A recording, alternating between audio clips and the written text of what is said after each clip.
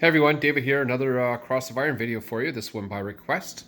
Somebody was asking about overruns at the Cross of Iron level, so that's what we're going to do. So let's have a look at the playing area and see what we're up against. We'll assume it's summer 1941, and here we see the Soviets are set up. Hexes Y4 and Y6. The squad in Y6 is in the trench. I just have it shown like this so we can see a little bit better of what's coming up. We'll talk about the advantages of being entrenched while defending against an overrun. And then we'll actually have a look at a few vehicles and see the differences between different types of tanks and so forth. For the attacking Germans, we have left to right, we have a half track, which will be carrying a 9-2 liter and a squad with a light machine gun. We have a Panzer 38T, we have a Stug B, and a Stug G. The ball is Stug 3B and Stug 3G. It'll become apparent why each one is different for various reasons. All right, let's go over the mechanics of the overrun. A few things about overruns. It happens in the friendly movement phase, so it's the German player turn. Any and all terrain effect modifiers will apply.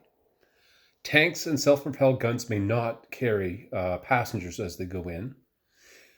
AFVs must survive all defensive fire before entering that hex. So right now, the 38T is coming up onto an entrenched squad of Soviets. Thinking back to my previous video, let's not forget that the Soviet squad is not entirely defensive. Remembering that they can, if they pass a pre-AFV attack morale check, they can try to immobilize the tank before it enters its hex. Remembering from an entrenched unit, they need to roll a 2 or a 3 on 2 dice in order to immobilize it. Let's roll and see what happens. A good roll of 6, but not good enough. The tank has survived all defensive fire. There's nothing else here able to shoot, and it's going to try an overrun on the squad that's in the entrenchment. Let's go do that now. Okay, so I've zoomed right in onto the tank, so you can see the factors there. It has a 37 long gun. It also has a machine guns worth 4 for the bow and 2 for the coax. So this is how you figure out for AFV attack numbers. The base number is 4. Everything has 4. It has to be armed, but at base it starts with 4. Next, it takes 1/2 of the IFT equivalent of its main gun. In this case, it's a 4. It's a special case, 37 long, and this one is a 4. Half of that is 2. 4 plus 2 is 6. Then you take the value of all the machine guns and add them up, so you get a net of 12. It'll be an IFT 12 attack, and checking the rules, squad in an entrenchment has a DRM of +4 to overruns. Let's roll the dice and see what happens. Good roll, 5. 5 plus 4 is 9. 9 in the 12 column is a normal morale check. Let's see if the squad survives. 7. Squad survives. Point to note now, if the AFV decides to stop in this hex, that infantry squad will be forced to move out to an adjacent location, adjacent hex, at the infantry owner player's choice. The AFV instead decides just to keep moving on and carries on, and we'll try another overrun. Let's see what happens. Captain Wetzelberger here, following up in the half track, saw how effective the entrenched was against the fairly powerful attack of that tank that overran it. So he decides to take his half track and tells it to charge this squad in hex Y4 that's in the open. Now, there are several options for defending against this. The squad in the entrenchment has already fired in the sense that it has attempted to immobilize the 38T that went through there. So a good tactic is to try to get the fire committed of troops in the area. So there's no defensive fire from him. That said, from the 447, he has options. We know that he can try to immobilize the half track, but being in the open, well, actually, he can't do it from an open ground hex. So he's going to have to, his only option is to fire at the exposed crew. He waits till it gets point blank. It's an IFT 8, DRM +2. Let's see what happens. Not a good roll. Rolls a 10. 10 plus 2 is 12. That's no effect on the 12 column.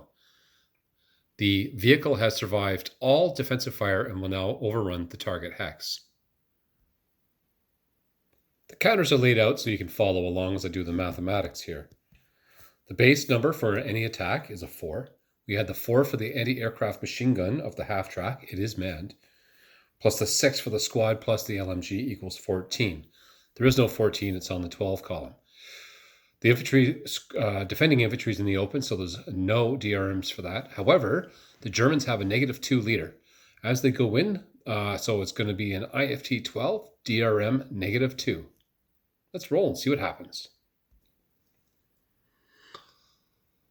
The Germans had a terrible roll of an 11. However, 11 minus 2 is 9. That's still a normal morale check.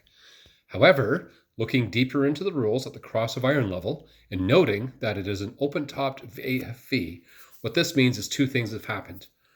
One, the attack does go in no matter what. But the second thing is that the defending squad was lucky enough to get a grenade bundle up and over and into the vehicle, destroying it.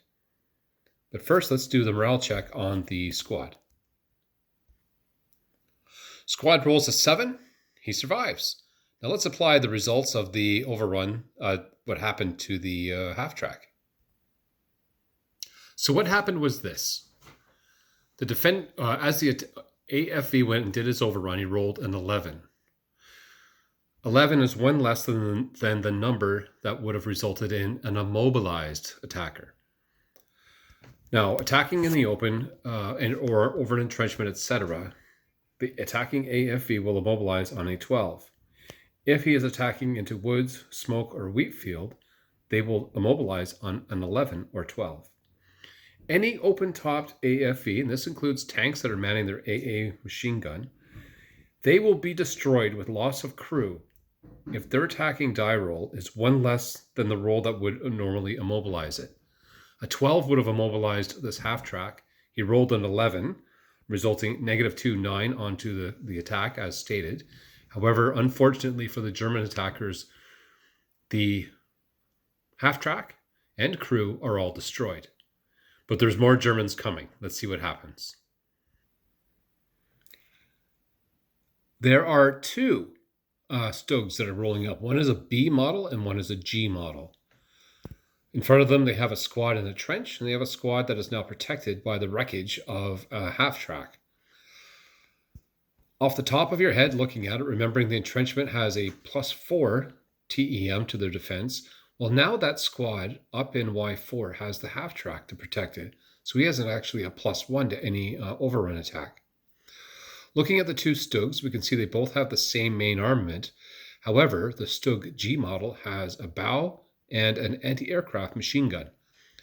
Therefore, for the Stug G, he would have a firepower of 4, plus half of its main armament, so a 6 over a net of 10, or an IFT 8. Meanwhile, the Stug G would go in with 4, adding up the base of 6 for the 75 for 10, add 4 for the bow machine gun. Now we're looking at, do some math here, 14. And if he chooses to be open-topped, he can actually add another 4 to get it up to 16. That is a decision you're going to have to make as a player, and I'm not going to make that decision for you. Half the fun of playing squad leader at any level is looking at the cost benefits analysis and try to come up with the best. Now let's conclude. Conducting overruns is a very powerful way for a side with armored fighting vehicles to try to tear apart an enemy defense, especially the infantry side of it. That said, the infantry are not defenseless. Entrenched infantry have a much better survival rate, and having them in woods or in large buildings, that is 3 hexes or more, gives them a pretty good fighting chance to immobilize any tanks coming at them. And this is all without any handheld anti-tank weapons.